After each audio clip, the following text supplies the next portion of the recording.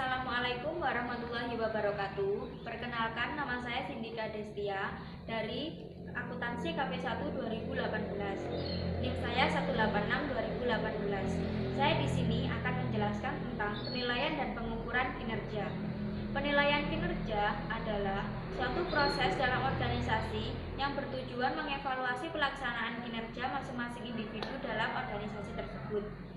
Tujuan penilaian kinerja yang pertama, mengidentifikasi kemampuan organisasi, yang kedua, menganalisa kemampuan karyawan secara individual, yang ketiga, menyusun sasaran di masa mendatang.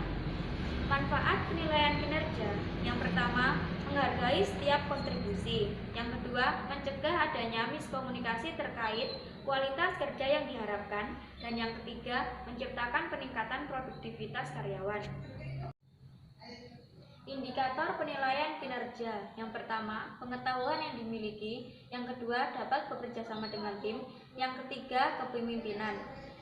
Tahap penilaian kinerja yang pertama dapat melalui tahap perencanaan, yang kedua, penyusunan data dan bahan, yang ketiga, pelaksanaan, yang keempat, penilaian, dan yang kelima, pembuatan laporan hasil.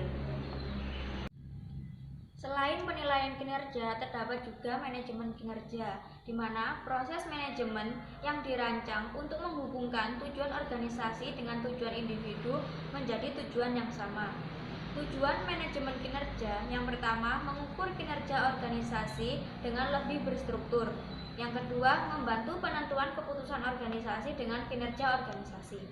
Selain manajemen kinerja, terdapat juga manajemen kompensasi, di mana suatu proses perencanaan, pengorganisasian, kepemimpinan, dan pengendalian upaya dari anggota untuk mencapai tujuan yang telah ditetapkan.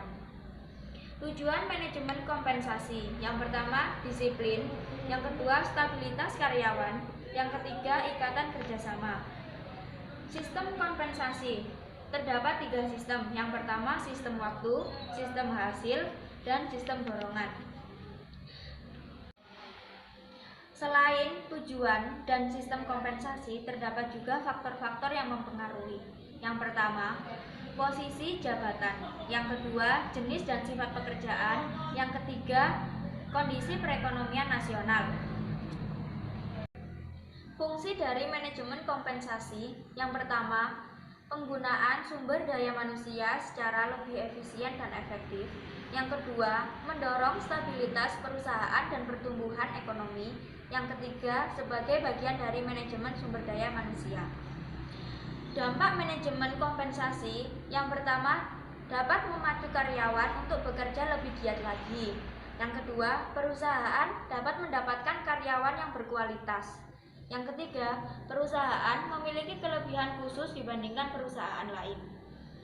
Demikian yang dapat saya sampaikan mengenai penilaian dan pengukuran kinerja. Kurang lebihnya saya mohon maaf. Wassalamualaikum warahmatullahi wabarakatuh.